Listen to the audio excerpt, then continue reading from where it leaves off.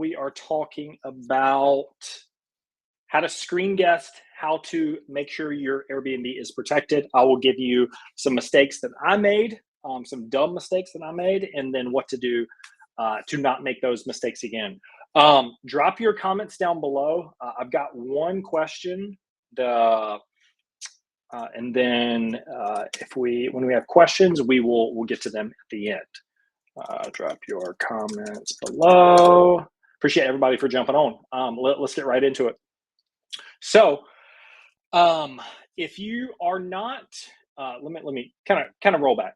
If you are not familiar with the breakdown, Wednesday, STR Q&A, 6 p.m. Eastern, get your questions answered. Let me help you make more money. It's free. I've got a paid thing that happens every other Tuesday for our private community, but this is completely free. I want to get back to the community. And then Fridays, I've got what I'm calling office hours, 1 p.m. Eastern, where I'm diving into a little more advanced topic. It could be listing optimization. It could be strategic partnerships. It could be underwriting deals. It could be price lab setup. So that is more for people that like already have some momentum, maybe have 1 or 2 properties. This one is for all skill levels, from beginner to expert. You will be able to learn something here. And I've even learned things from the people that are viewing it, from my students. So it goes both ways. I'm not an expert. This is just my way of giving back and providing. So let's freaking get into it. Last week, we talked about Airbnb on easy mode. If you haven't caught that, go back and watch that one. That was a super interesting one. We talked about our Airbnb analytics, what to look for, where to figure out where people are falling off in the booking path. So that one is direct actionable tactics. This one also is going to be tactic driven, but a little bit more strategic with how this is kind of broken down. So how this came up this week, I had a student ask me, hey, how are you vetting guests? How are you making sure your properties are taken care of, right? That is a very, very big elephant in the room that nobody ever talks about. You'll see a video every now and then, but nobody is going to break it down exactly like I'm going to today with how to actually implement this. So there's different ways to think about it. So during the booking process, there's pre-booking and then there's post-booking. There's a little bit of strategy that goes in the post-booking. So like after somebody has actually booked your property, majority of the work is actually pre-booking that nobody ever really thinks about. There's so many things that is going to, guests aren't even going to book your place if you have these things in place because they know that your place is not the party house because you've already checked a lot of those boxes. So sign rental agreement, I think this one is the most underrated thing that I think about. I know a ton of hosts that just don't do rental agreements, which freaking blows my mind. If that is you, I would definitely look at putting some type of e-signature in place to get a rental agreement signed. So we also have this, I put this as like pre and post. What I mean, pre-booking and post-booking. So those are kind of the 2 buckets of when these things actually matter and what will shield and kind of vet those bad guests. So they're not partying at your place, they're partying at somebody else's that aren't watching this video. Get a rental agreement signed. Make sure everything that I'm mentioning today, make sure you put it on your listing as well. Everything that, if I don't specifically mention it, make sure it's on your listing, because if you don't, you could get in trouble if a guest complains. So another one, high prices. So that's I think a very easy one to think about because high prices this is going to deter people immediately. Because if your price is, $300 a night and they want to book it for 2 nights and party there, like that's a pretty expensive property, right? It's not a, $79 a night property that you're just going in and you don't care what happens. So high prices immediately kind of shields those guests. Now, that's not all, you're not going to shield all the guests, because if they're bringing, planning to bring 20 people, $300 a night split 20 ways is still very, very cheap. Extra guest fees. So this is an underrated one as well. We strategically have this on some listings Most of our listings do not have this. Man, I could do a. I don't want to get into all the strategy there. I'll save that because that's some real gems.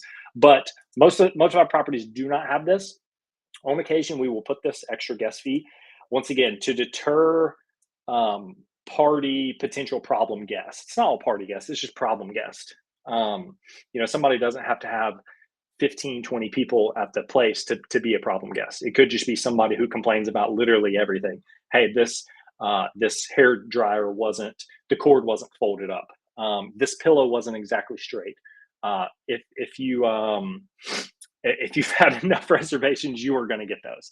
All right, lots of rules. So this is an interesting one.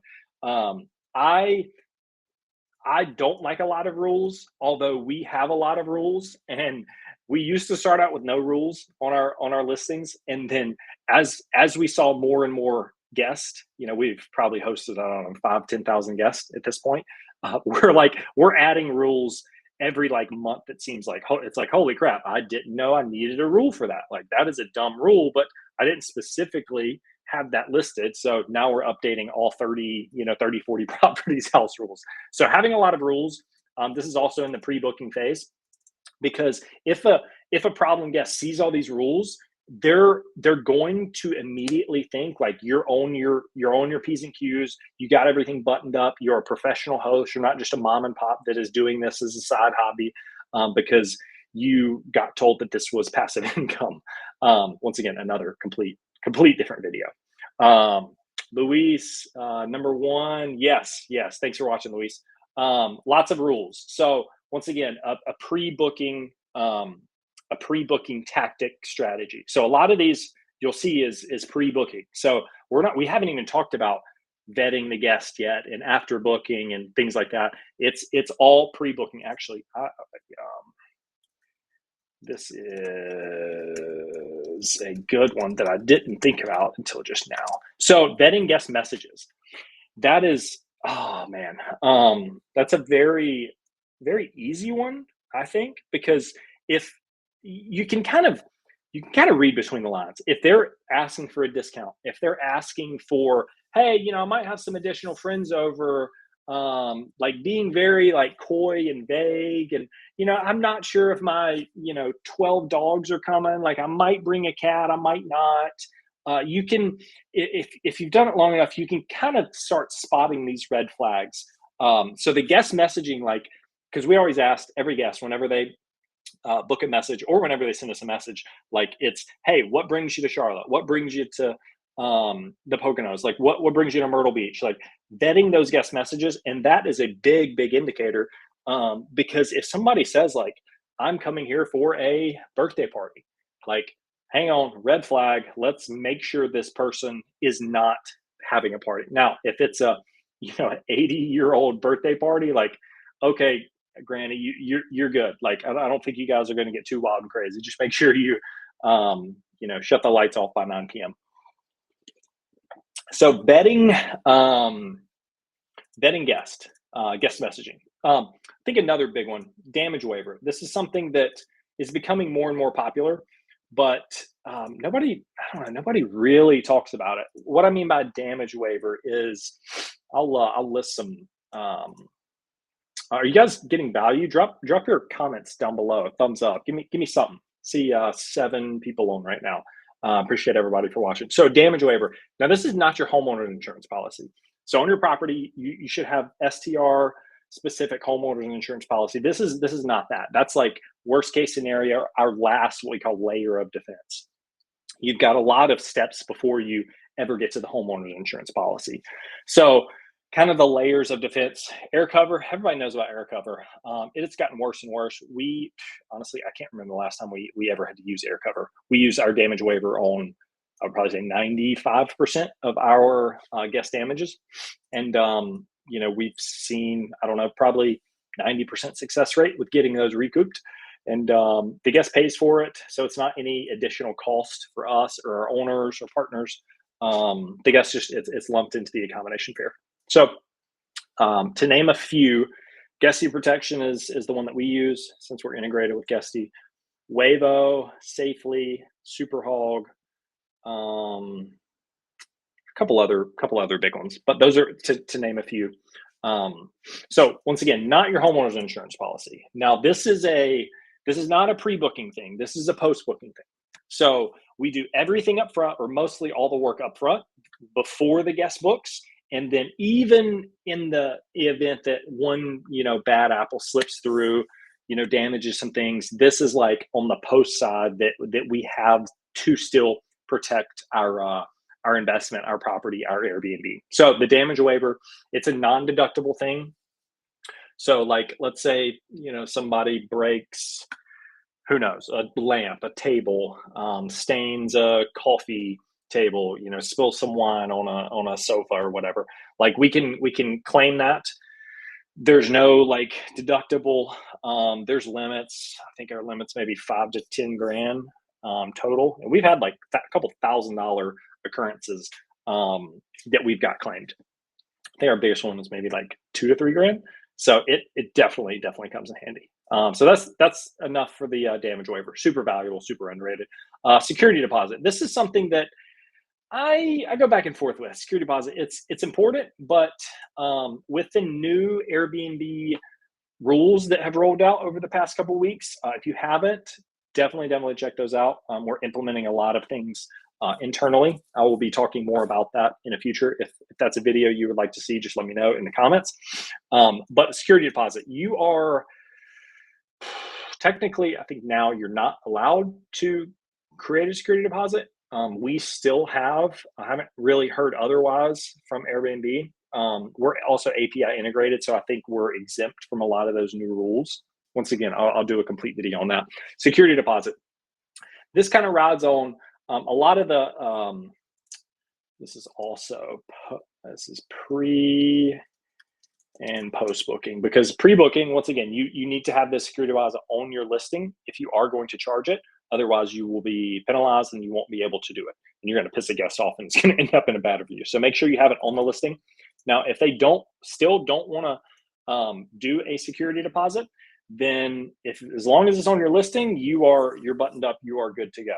If a guest does not want to do a security deposit, then they can cancel, and a cancellation policy will apply. Or if you want to give them an exception to get them off the books, feel free to override that.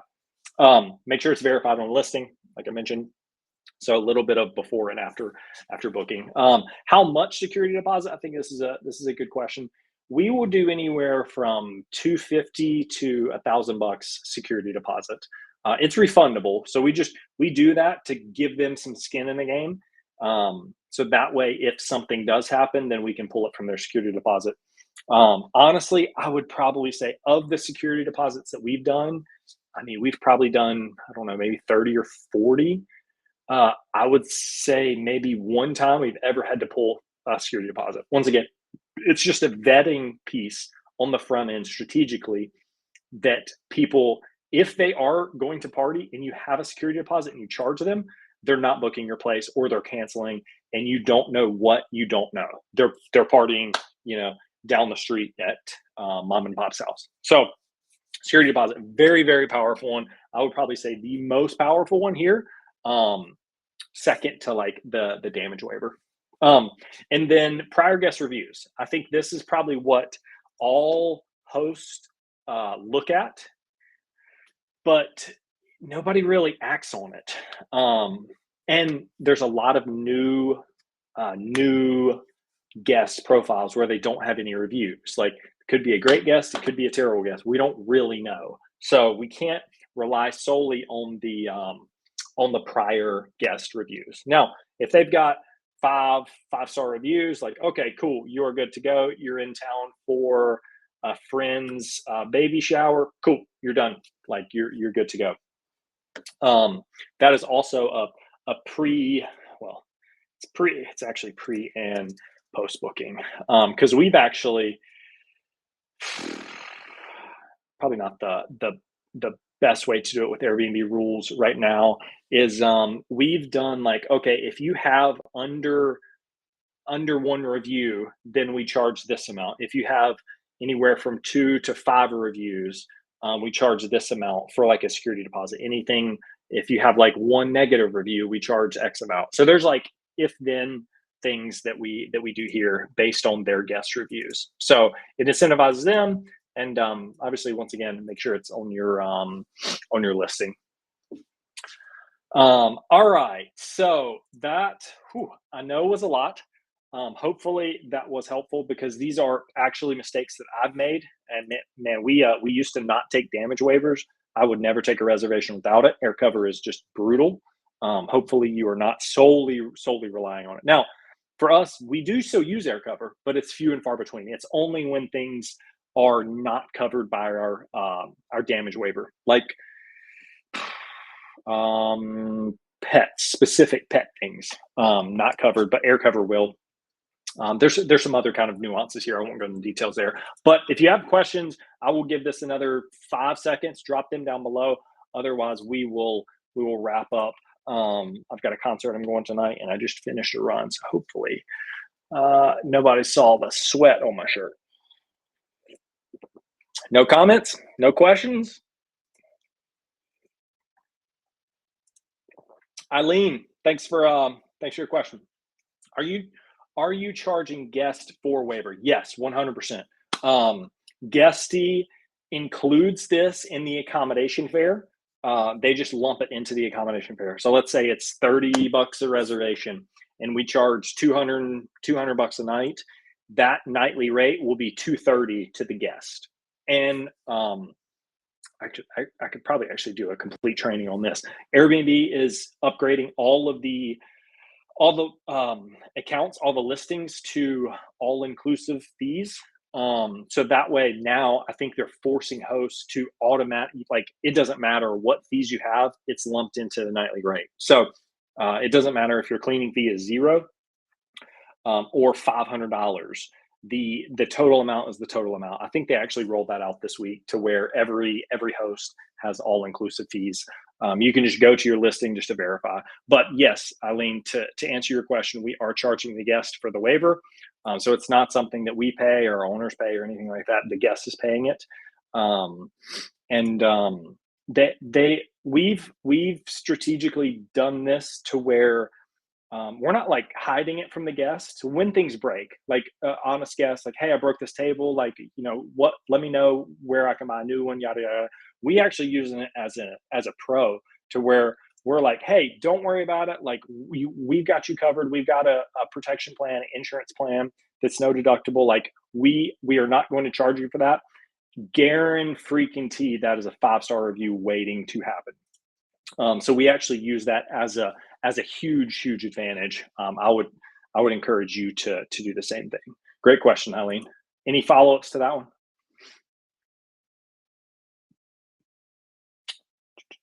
Luis, couple comments there. Appreciate Luis for jumping on.